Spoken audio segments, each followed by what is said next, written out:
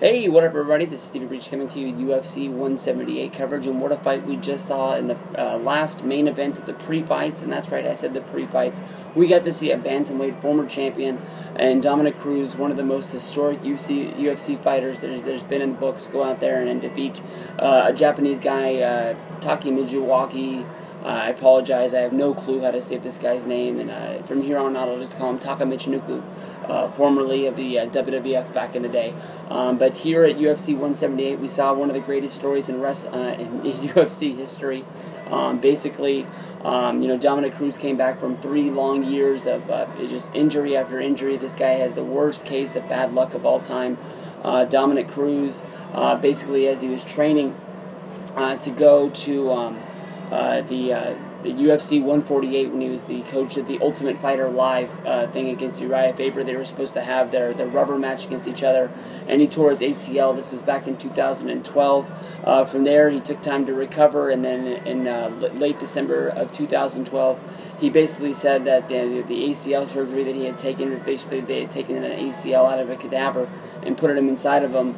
It hadn't taken, so basically he had to have the surgery again, which was going to take 6 to 9 more months for him to continue. He came back for UFC 169, was set to fight Barao in what was going to be the bantamweight championship to make one basic champion, where they merged the two together, where Barao had been fighting as the interim champion, and now they were going to unify them together.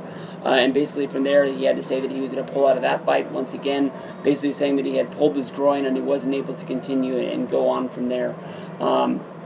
Basically, of course, from there, Barao would have to go on, and he was replaced in the fight with Uriah Faber at 169, where he would go on to defeat him, and then, of course, from there, Barao would go on to lose to TJ Dillashaw in the main fight, where he lost the championship, and then, now Dillashaw is the champion. He defeated Barao once again on the UFC, I believe, last month or the month before. I remember watching the fight. I don't remember. It was the Sacramento fight, the one that just basically fell apart, where that was the only fight that was on the card.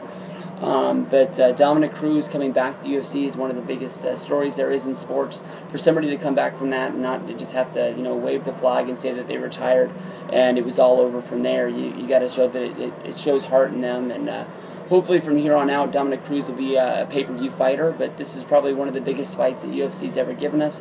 We got to tip our hats and say thank you to them. Thank you to Fox Sports 1.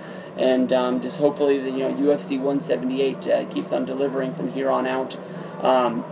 It should be a good card. I mean, we only got one new guy that I didn't know, unlike last month, where basically it was just a whole card of nobodies that I had never heard of, and basically the guys didn't even have Wikipedia pages, so I couldn't even study up and figure out what their stories were to get them onto the show. I really hoped for that Cinderella knockout. We didn't get it, but it was a better fight than I think a lot of people thought it was going to be.